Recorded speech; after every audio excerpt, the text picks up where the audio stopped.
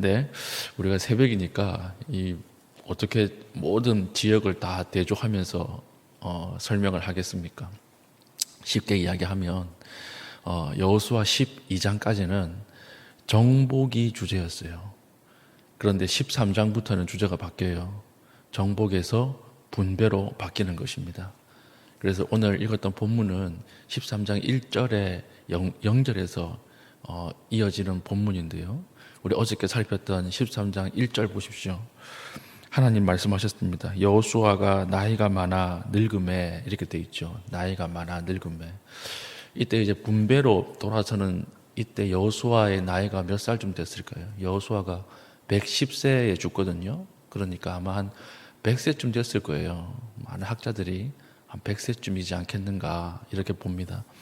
100세, 나이가 많죠. 그때 하나님이 이제는 정복 전쟁을 멈추고 분배로 바꿔라, 이렇게 명령을 하신 것입니다. 1절에 보면 좀 우리가 묘한 이야기가 있어요. 나이가 많아 늙음에 여호와께서 그에게 이르시되 너는 나이가 많아 늙었고 얻을 땅이 매우 많이 남아 있도다. 하나님께서 100세가 된 여호수아에게 아직까지 많은 땅이 남아 있는데 넌 뭐 했냐, 이렇게 얘기하시는 것이 아닙니다. 나이가 많아 늙음에, 이 말은요, 너는 나이가 많아서 늙었지만 여전히 가나안 정복의 책임은 누구에게 있다는 거예요? 나에게 있다는 거예요. 나의 싸움이다, 이 이야기입니다. 그러니까 안심하고 늙으라는 말이에요. 안심하고 살아라, 이 말입니다. 이 참 우리에게 주시는 메시지죠. 하나님은요, 우리가 늙는 거 상관없어요. 우리가 돈이 없으면 하나님도 돈이 없다고 생각을 하고, 우리가 건강하지 않으면 하나님도 건강하지 않다고 생각을 하는데, 그렇지 않습니다. 하나님은 우리가 건강하지 못할 때도, 우리가 아플 때도, 우리가 실패했을 때도, 우리가 늙어가서 힘이 없을 때도 여전히 하나님은 강하시고, 여전히 하나님은 하나님의 일을 위해서 일하시는 분이다. 이것을 여호수아에게 알려주는 것입니다. 그래서 지금까지는 여호수아가 정말 죽으라고 싸웠어요. 죽으라고 싸웠어요. 요단강 건너서 중부 지역을 치고 들어갔죠. 그리고 여리고성과 아이성을 정복시켰습니다. 그리고 남부 지방의 16개 성읍을 무너뜨렸습니다. 북부 5개 지역을 무너뜨렸어요. 이 요단 동편의 바산과 옥 지역까지도 무너뜨린 걸로 치면 총 33개 성읍을 전승했습니다. 전승. 이스라엘 민족이 군대 민족이 아니거든요. 옛날 아수르처럼, 로마처럼 군대로 먹고 살던 민족이 아니었어요. 그런데 이 민족이 33번의 큰 싸움에서 전부 승리한 거예요. 그러니까 사실 여호수아는요, 전쟁의 신 같은 개념이었어요. 그 당시 고대 사회에. 일본 사람들이 우리나라 이순신을 보고 전쟁의 신이라고 얘기하죠. 비슷했을 거예요. 33번의 싸움을 전부 다 이겼으니까 이 하나님이 함께 하시는 싸움이었거든요. 그리고 나서 얼마나 피곤했겠습니까? 그러니까 하나님께서 이제는 쉬어라, 이제는 안심하고 쉬고 분배에 집중을 하라, 이렇게 이야기를 하고 있는 것입니다. 이제 전쟁을 멈추고 분배하라, 이렇게 이야기를 하시는데, 사실 정복이 쉬울까요? 분배가 쉬울까요? 분배가 훨씬 어렵습니다.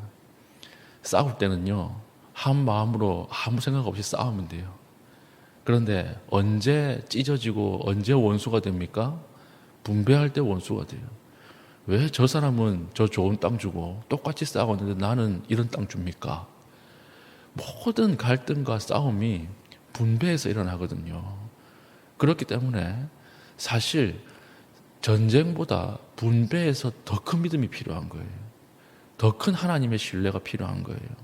그래서 하나님께서 전쟁도 하나님의 말씀대로 싸웠지만 분배할 때도 어떻게 해야 됩니까? 하나님의 뜻대로 분배하라, 하나님의 말씀대로 분배하라, 이 말을 어제 본문에서 여호수아에게 했죠. 6절 보세요. 6절 중반절에 내가 그들을 이스라엘 자손 앞에서 쫓아내리니 너는 내가 명령한 대로 그 땅을 이스라엘에게 분배하여 기업이 되게 하되. 싸움도 하나님 말씀대로 해야 승리할 수 있었지만 더 중요한 분배도 어떻게 해야 돼요? 하나님의 말씀대로 해야 한다. 이것을 이야기하는 거죠. 이걸 보면 우리가 오늘 우리에게 주시는 메시지가 있습니다. 순종은 뭐냐? 하나님이 명령하시는 그것을 빨리 분석하고 그것을 순종하는 거예요. 내 뜻대로 하는 게 아니에요. 여전히 아직 많은 땅이 남아 있는데요. 아직 저는 힘이 있는데요. 이렇게 나가지 않았어요. 여호수아는 하나님이 싸우라 할 때 최선을 다해 싸웠죠. 그리고 분배하라 할 때 바로 자기의 뜻을 접고 분배에 들어갑니다. 이게 순종이에요. 순종. 믿음은 무엇인 줄 아십니까? 하나님의 때를 분석하고 그 때에 맞게 순종하는 것. 그것이 믿음입니다. 우리는 항상 바꾸죠. 하나님이 멈추라 하는 곳에서 달려가고 하나님이 달리라고 하는 곳에서 멈춰서 이야기하는 거예요. 다 때가 있잖아요. 싸울 때가 있고 그리고 멈춰야 할 때가 있어요. 달려야 할 때가 있지만 정비해야 할 때가 있습니다. 믿음은, 신앙은 그 때를 잘 분석해서 그 하나님의 때에 맞게 내가 움직이는 것, 그것이 믿음이라고 하는 것. 이걸 참 여호수아는 잘했던 것 같아요. 하나님께서 싸우라고 할 때는 온 힘을 다해서 싸우죠. 기브온 전쟁 같은 거 보십시오.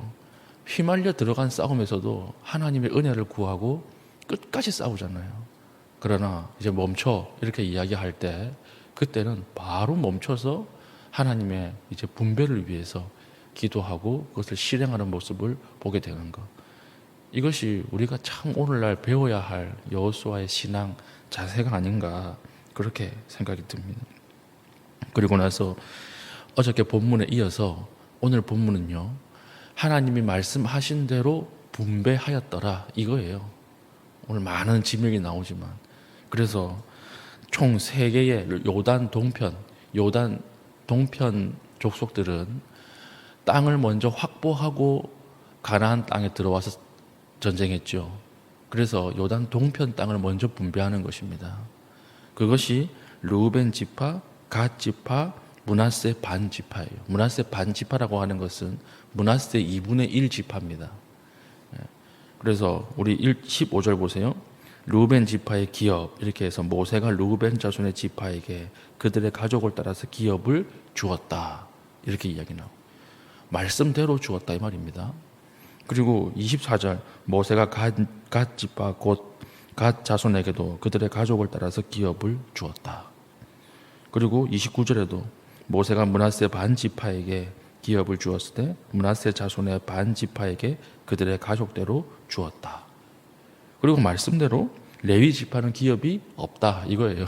왜 그렇습니까? 레위 지파는 성이 없어요. 땅이 없어요. 왜 그래요?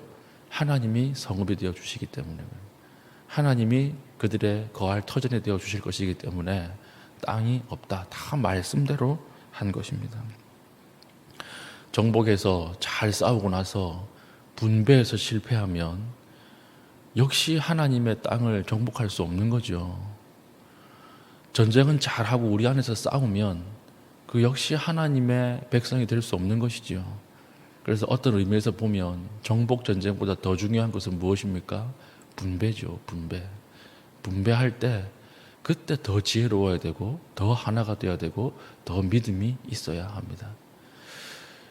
그런데 여호수아는 분배를 잘 했지만, 그러나 그 뒤에 이스라엘이 멸망했죠. 불신앙 때문에. 이걸 보면 제가 설교를 준비하면서 참 하나님이 우리에게 오늘 주시는 말씀이 아닌가 이렇게 생각이 드는 게, 우리도 초기 기독교 교회가요, 하나님 앞에서 이 백성들을 하나로 만들고 책임지는데 큰 역할을 했습니다. 교육이 없던 시절에 여성의 교육과 아이들의 교육을 담당했었고요. 병원을 지었고요. 복지라고 하는 개념, 인간의 인권이라고 하는 개념을 처음 도입해서 활성화시킨 것이 이 땅의 기독교였고 교회였어요. 싸울 때는 엄청나게 잘 싸웠어요. 우리나라 별명이 뭔 줄 아시죠?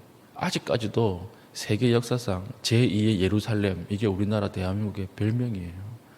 그만큼 하나님의 말씀을 사모했던 그런 나라였고, 여의도에서 유명한 목사님 와서 집회한다 그러면 3박 4일을 소뚜껑을, 큰 무쇠솥을 메고 와가지고 밥을 지어 먹으면서 그렇게 말씀을 들었던 민족이 우리나라 민족이 기독교인이었어요. 싸울 땐 정말 잘 싸웠습니다. 그런데 어디에서 실패했어요? 분배해서 실패한 거예요. 싸워서 얻은 것을 분배할 때 그때 하나님 앞에 더 겸손하지 못했고, 그때 교만했고, 그때 욕망에 따라서 살았습니다. 그 결과 참 부끄러운 기독교가 되어버렸죠. 설교단 위에서 이렇게 이야기하는 것이 참 괴로워요. 목사로서 제가 제 얼굴에 침 뱉는 것 같고. 그런데 사실이에요.